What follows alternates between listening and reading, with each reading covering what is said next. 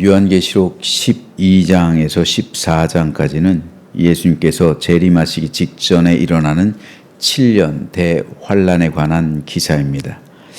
이 중에서 12장은 7년 대환란 기간 가운데 전 3년 반에 있을 일을 이야기하고 있고요. 오늘 우리가 읽은 13장은 후 3년 반에 있을 일에 대한 기록입니다. 전 3년 반의 기간 동안에는 여자를 해하려는 붉은 용이 등장해서 하나님의 교회를 멸절하려고 시도합니다. 하지만 하나님의 보호하심으로 사탄은 그 뜻을 이루지 못합니다. 그래서 사탄은 최후의 공격을 준비해서 하나님의 교회를 향한 전쟁을 시작하는데 이에 대한 내용이 13장과 14장입니다. 우선 오늘 우리가 읽은 13장에서 사도 요한은 두 짐승이 올라오는 것을 보고 있습니다. 한 짐승은 바다에서 올라오고 또 다른 짐승 하나는 땅에서 올라왔습니다. 오늘 이 가운데 1절, 2절 말씀에 대해서 살펴보겠습니다. 내가 보니 바다에서 한 짐승이 나오는데 뿔이 10이요 머리가 7이라 그 뿔에는 10 왕관이 있고 그 머리들에는 신성모독하는 이름들이 있더라. 내가 본 짐승은 표범과 비슷하고 그 발은 고매바늘 같고 그 입은 사자 입 같은데 용이 자기 능력과 보좌와 큰 권세를 그에게 주었더라. 먼저 1절에서 요한은 한 짐승이 바다에서부터 나온다라고 기록하고 있습니다. 여기서 중요한 것이 짐승의 정체예요. 짐승이란 단어는 요한계시록에서만 33회 사용되고 있습니다. 아주 중심이 되는 용어예요. 요한계시록을 푸는데 아주 핵심 용어입니다. 그런데 우리말 성경에는 짐승이란 이 단어가 하나로 번역돼요. 짐승. 하지만 헬라어 원어로 보면요. 짐승이라는 단어는 세 가지가 있어요. 첫째, 존. 이것은 살아있는 생물입니다. 어떤 생명체예요. 특별히 천상의 생명체. 요한계시록 4장에 보면 네 생물이 나와요. 스라비라든지 그룹 같은 이런 네 생물, 하나님 보좌를 둘러싸고 있는 네 생물이 있다. 이럴 때 이 살아있는 생물, 이걸 존이라고 가리켜 말하고 있습니다. 두 번째 짐승으로 번역할 수 있는 것은 크테노스예요. 이건 말 그대로 가축이에요. 양이나 염소나 이런 소나 나귀 같은 가축들, 소유, 경제 개념, 흔히 우리가 생각하는 짐승이에요. 마지막 세 번째로 테리온이 있어요. 야수와 같다는 거예요. 아주 이건 뭐라고 그랬죠? 영어로 하면 비스트라고 그럴까요? 아주 야수, 야차, 그런 아주 포악한, 이건 폭력과 위협과 혼돈을 상징하는 단어입니다. 그런데 여기서 요한이 사용하고 있는 짐승은 세 번째 야수예요. 야수. 의도적으로 요한은 이 짐승을 테리온이라는 이 단어를 사용하고 있습니다. 이를 통해 요한은 짐승의 실체를 폭로하고 있는 거예요. 그 정체를요. 요한이 바라보고 있는 첫 번째 짐승, 곧 바다에서 올라오는 짐승은 정치적이고 군사적 권력을 가지고 이 땅을 폭력과 위협으로 혼돈케 하는 존재입니다. 즉 짐승과 같은 존재라는 말이에요. 또 땅에서 올라오는 두 번째 짐승, 역시 요한은 테리온이라는 단어를 똑같이 사용하고 있는데요. 이는 종교적 그리고 이념적인 권력 가지고 사람들을 속이고 선동하는 거짓 선지자들 혹은 거짓 지도자들을 의미합니다. 이를 통해 요한은 이들이 아무리 종교적인 외형과 그럴듯한 모습을 가지고 있어도 그들의 본질은 곧 짐승, 사람인데 짐승이라는 거예요. 짐승의 마음을 가졌다는 거예요. 야수와 같다는 겁니다. 아주 폭력적이고 그리고 사람들을 삼킨다는 이런 의미를 전달해주고 있습니다. 무엇보다 짐승은 하나님을 대적하는 존재들이에요. 하나님의 교회를 핍박합니다. 즉 적그리스도, 거짓 선지자들. 적그리스도가 밖에서 교회를 핍박하는 존재라면 거짓 선지자는 교회 내부에서 교회를 혼란케 하는 존재예요. 다 짐승들입니다. 적그리스도는 외부에 있는 짐승, 그리고 거짓 선지자는 내부에 있는 짐승이에요. 하나님은 다니엘에게도 이 짐승에 대해서 보여주십니다. 다니엘 역시 큰 짐승 넷이 바다에서 나오는 것을 환상 가운데 보았습니다. 다니엘은 그 짐승들이 사자와 곰과 표범과 같다라고 표현하고 있어요. 오늘 보면 2절에서 요한이 보고 있는 짐승도 표범과 비슷하고 그 발은 곰의 발 같고 그 입은 사자의 입 같다 기록하고 있는 거예요. 즉 하나님께서는 요한보다 먼저 다니엘에게 보여주신 거예요. 그러니까 요한계시록은 요한만 바라보고 있는 게 아니라 하나님이 먼저 이 다니엘에게도 보여주셨고 그 전에 에스겔에게도 보여주셨어요. 스가랴에게도 보여주셨고요. 그러니까 요한계시록을 읽기 위해선 해석하기 위해선 구약을 해석해야 돼요. 왜냐면요. 하나님께서 먼저 그것을 다니엘에게도 환상으로 보여줬고 스가랴에게도 보여줬고 에스겔에도 보여주셨기 때문입니다. 다니엘이 보고 있는 이 짐승, 요한이 바라고 있는 짐승은 같아요. 이들은 결국 세상 권력 그리고 종교 권력을 상징합니다. 바다에서 나오는 짐승은 세상 권력, 그리고 땅에서 올라오는 짐승은 종교 권력을 상징해요. 특별히 오늘 우리가 읽은 이 1절, 2절, 여기서 이 짐승이 올라오고 있는 것은 바다입니다. 이스라엘 백성에게 있어서 바다는 두려움과 악을 상징하는 단어입니다. 성경에서 물이란 단어는요, 하나님의 은혜를 상징해요. 바다는 세상의 악함과 두려움을 상징해요. 그래서 귀신이 물 없는 곳으로 다녔다. 왜 귀신은 물 없는 곳으로 다닐까요? 우리나라는 물귀신도 있는데. 그래서 왜 짐승이 물 없는 곳으로 다닐까? 성경에서 말씀하시는 이 상징하는 물은요, 하나님의 은혜를 상징해요. 그래서 회당이 없을 때 사람들은 강가에 가서 하나님을 예배했어요. 회당이 지어져 있지 않은, 회당을 지으려면 성인 13명이 있어야 되잖아요. 13명이 없는 도시에선 그들은 회당을 지을 수 없을 땐 물에 나가서 하나님의 은혜가 흐르는 강가에 가서 하나님을 예배했다고. 물은 하나님의 은혜를 상징하기 때문에 강가에 가서, 그래서 세례를 강에서 받는 거예요. 하나님의 은혜를 상징하기 때문에. 그럼 물로 받는 거고요. 그래서 귀신이 물 없는 곳으로 다녔다는 것은 뭐냐면은 하나님의 은혜를 피해 다녔다는 거예요. 돼지떼가 수천 마리 돼지떼가 물에 빠져 죽었다는 것은 하나님의 은혜에 잠겼다는 거예요. 하나님의 은혜에 잠길 때 사단의 세력은 떠나가는 겁니다. 이것을 보여주는 게 이사야서 11장 9절 말씀이에요. 내 거룩한 산 모든 곳에서 해됨도 없고 상함도 없을 것인 이는 물이 바다를 덮음 같이 여호와를 아는 지식이 세상에 충만할 것이다. 물이 바다를 덮는다는 것, 하나님의 은혜가 바다, 세상의 악, 두려움이죠. 하나님의 은혜가 세상의 모든 악과 두려움을 정복하고 덮을 것이라는 말씀이에요. 여호와를 아는 지식이 그래서 세상에 충만하게 될 것이라는, 복음이 세상을 이기게 될 것이라는 그런 말씀이고요. 그 날이 오면 하나님의 정의가 이 세상 죄악을 이기게 되고 하나님의 은혜가 세상 모든 두려움을 덮어버릴 것이다 라는 말씀입니다. 이것이 물이 바다를 덮는다는 것이 상징하는 의미예요. 이렇듯 바다는 세상의 악함을 상징하는 장소이기 때문에 요한은 짐승이 바다에서 올라온다 라고 말하는 거예요. 짐승은 물에서 올라오지 않아요.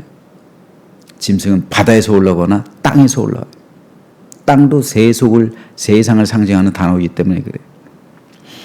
계속해서 요한은 그 짐승의 생김새에 대해서 묘사합니다. 뿔이 10, 머리가 7이라고 기록하죠. 뿔은 힘과 권력을 상징하고요.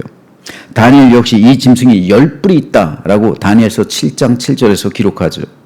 결국 10뿔이 상징하는 것은 10명의 왕을 의미합니다. 오늘 본문에서 요한은 뿔이 10이요. 그 뿔에는 10왕관이 있다고 그래서 기록하고 있어요. 이 짐승은 7개의 머리를 가졌습니다. 그 머리에 10개의 뿔이 났습니다. 그 뿔 위에 10개의 왕관이 있다는 말이에요. 짐승의 머리가 7이라는 것, 그 뿔과 왕관이 10이라는 것은 완전수, 충만수를 의미합니다. 즉 7이라는 숫자, 10이라는 숫자는 완전수예요. 완전수인데요. 충만수이기도 하고요. 그만큼 짐승이 하나님을 표방하고 있다. 하나님의 완전함, 하나님의 그 권세, 그 힘을 표방하고 있다는 것을 상징합니다. 사탄이 하나님의 능력을 가지고 있다는, 그 표방하고 있다는 말이에요. 그래서 불이 하늘로서 내리게 하는 능력이 사탄에게도 있다는 말이에요. 그리고 그 머리에 신성모독하는 이름들이 있다는 거예요. 하나님의 것을 제 것으로 표방하고 그리고 자신을 하나님과 동등된 존재로 드러내고 하나님의 지위를 찬탈하려는 그 신성모독의 이름이 그 머리에 있다는 거예요. 이에 반해 하나님께서는 거룩한 대제사장 아론의 머리에 관을 씌우고요. 이렇게 새길 것을 모세에게 명령하십니다. 너는 또 순금으로 패를 만들어 도장을 새기는 법으로 그 위에 새기되 여호와께 성결이라 하고 그 패를 청색 끈으로 관 위에 매되 곧 관 전면에 있게 하라. 이 패를 아론의 이마에 두어 그가 이스라엘 자손이 거룩하게 드리는 성물과 관련된 죄책을 담당하게 하라. 그 패가 아론의 이마에 늘 있으므로 그 성물을 여호와께서 받으시게 되리라. 자, 여호와께 성결. 대제사장 이 아론은 대제사장의 이마에는 이 머리에 관을 쓰게 했는데 그 관의 정면에 여호와께 성결 이게 새겨져 있다는 거예요. 우리 이마에 하나님께서 인 치시죠. 성령의 인을 치시죠. 성령의 인을 치시는데 이거 마찬가지. 여호와께 성결이라는 인이에요. 성령의 인 치심을 받았다는 말이에요. 하지만 짐승은 이와 반대로 그 머리에 여호와 하나님을 저주하고 모독하는 이름을 새겼다는 말이에요. 우리 눈에는 보이지 않죠. 하지만 우리 이마엔 성령의 인이 쳐져 있어요. 그 옛날 아론의 머리에 여호와께 성결이라는 인이 쳐져 있는 것처럼 물론 우리 머리에 뭐 여호와께 성결이라는 인이 새겨져 있는지 성령의 인이 쳐져 있는 것은 분명하죠. 하지만 그 의미를 해석하고인데 우리는 여호와께 성결이라는 인침받은 사람이라는 이것을 우리는 늘 인식해야 됩니다. 하지만 짐승의 머리엔 여호와 하나님을 저주하고 모독하는 이름이 새겨져 있다는 말이에요. 2절에서 요한은 이 짐승의 모양을 표범과 비슷하고 발은 곰의 발 같고 입은 사자의 입 같다고 묘사합니다. 대부분 성서학자들은 이 짐승을 로마 제국으로 해석하고 있어요. 사도 요한 당시는 로마 제국이었으니까요. 그리고 머리는 정치 권력을 상징하고 뿔과 열 왕관은 로마 제국의 황제를 상징하는 것으로 해석합니다. 그런데 성경은 늘 현재성을 가지고 있죠. 과거로 끝난, 과거로 닫힌 책이 아니죠. 이 성경은 오늘에도 재해석되죠. 그러면 오늘날의 로마 제국이 어디냔 말이에요. 똑같은 거예요. 오늘날 우리가 살아가는 세속 권력들, 그리고 그 세속 권력 속에서 표범과 같고 곰 같고 사자 같고 이건 가축들이 아니잖아요. 이건 야수들이잖아요. 해치는 동물들이잖아요. 사람을 해치잖아요. 포악한 존재들이잖아요. 야수 같잖아요. 하나님의 교회를 핍박하고 자기들 신이라고 주장하고 교회를 핍박하는 박해하는 적그리스도 분명히 오늘 우리에게도 있습니다. 오늘 우리의 세계에도 분명히 예수님께서 재림하실 때까지 적그리스도의 존재는 역사 속에서 끊이지 않고 등장하고 있는 거예요. 그러므로 우리는 오늘날 우리가 살아가는 세상 속에 존재하는 적그리스도가 누군지 정확히 알아야 합니다. 적그리스도는 사단의 앞잡이입니다. 그래서 하나님의 교회를 대적하고요. 핍박합니다. 하나님을 대적해요. 예를 들어 히틀러, 스탈린 이런 사람이 적그리스도예요. 나치, 파시즘, 공산주의 이렇게 권력을 위해 수백만, 수천만의 사람의 목숨을 파리 목숨처럼 죽이고 이들이 바로 짐승들이에요. 하나님의 나라와 교회를 대적하는 그들, 이들이 곧 적그리스도입니다. 또 적그리스도는 종교의 모습으로, 이 적그리스도는 뭡니까? 외부적으로는 바다에서 올라오는 짐승, 내부적으로는요 땅에서 올라오는 짐승, 거짓 선지자들이요, 통일교, 신천지, 이단들, 혹은 교회 안에 이단들은 아닌데 교회 안에 침투해 있는 자기 자신을 하나님처럼 신격화하고 성도들의 영혼을 유혹하는 그들이 곧 적그리스도입니다. 이들이 교회 내부에 있기 때문에 우리가 구별하기가 참 어려워요. 하지만 이것을 구별할 수 있는 쉬운 방법이 있습니다. 뭡니까? 바로 이 패예요, 패. 인침. 진실한 그리스도의 일꾼은 하나님의 이름을 높이죠. 그들의 이마엔 아론의 관에 새겨진 여호와께 성결이라는 이름이 새겨져 있어요. 여호와께 성결, 성령의 인치심을 받고 여호와께 성결이라는 이름이 새겨져 있어요. 즉 자신을 거룩한 존재로 드린단 말이에요, 하나님께. 예수님께서 말씀하시죠. 나무는 열매로 안다. 그 사람이 진짜 목사인지 아닌지, 참된 성도인지 아닌지 뭘로 판별해요? 그 삶으로 맺는 열매를 보고 하는 거예요. 그 이마에 여호와께 성결이란 이것이 있는지 아닌지 그 행동을 보면 알잖아요. 행동하는 걸 보면 알잖아요. 여호와께 성결인지 아닌지, 여호와께 성결하게 삶을 살아가는지 아닌지 알잖아요. 그걸 보고 판단할 수 있잖아요. 이걸 보고 판단하는 거예요.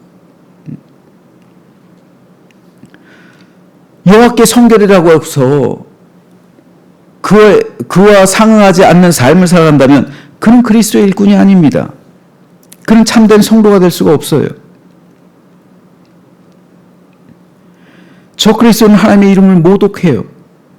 그들이 아무리 교회 안에 있고 교회를 위해 큰일 하는 것 같아 보여도 그들 머리엔 여호와께 성결이라는 글씨가 보이지 않아요. 그들 머리엔 도리어 하나님을 모독하는 이름이 새겨져 있습니다. 그래서 그들의 행위를 보는 사람들은 그들을 통해 하나님의 교회를 비방해요. 하나님의 거룩한 이름이 그들 때문에 이방인 가운데 모욕을 당합니다. 뿐만 아니라 그들은 자기의 이름을 하나님보다 높여요. 하나님이 앉으셔야 하는 자리에 스스로 앉아 있어요. 이것이 거짓 선지자의 특징입니다. 오늘날 우리가 가장 경계해야만 하는 교회 안에 숨어있는 적그리스도들이에요. 그러므로 이것은 오늘 우리에게 너무나도 중요한 말씀입니다. 사도 바울은 적그리스도가 일어난 말세의 특징을 이렇게 말하고 있습니다.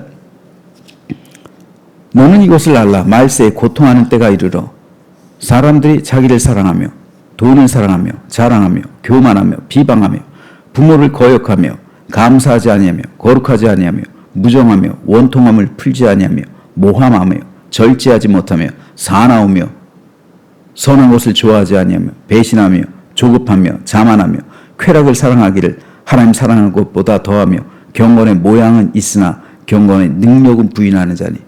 경건한 모습은 있어요. 하지만 경건의 열매가 나타나지 않아요. 그 이마에 여호와께 성결이란 글씨가 없어요. 오히려 여호와 하나님을 모욕하는, 그 삶을 통해 모욕하는 글씨가 있어요. 이들이 곧 적그리스도래요. 이 같은 자들에게서 내가 돌아서라, 떠나가라는 말이죠. 그리고 이 말씀은 오늘 우리에게도 중요합니다. 세상은 말세로 향하고 있습니다. 이에 따라 많은 적그리스도들이 교회 안에 침투하고 있습니다. 여러분, 세상 밖에 있는 이 공산주의 같은 적그리스도들, 이거 판단하기 쉽죠. 그렇잖아요. 공산주의에 종교의 자유 있어요? 교회 다닌다고 못 다니게 하잖아요. 자유를 주지 않잖아요. 하나님을 대적하잖아요. 이건 딱 봐도 적그리스도잖아요. 근데 교회 안에 침투한 적그리스도는 어떻게 구별해요? 이런 걸 보고 우리가 구별할 수가 있어야 되는 거예요.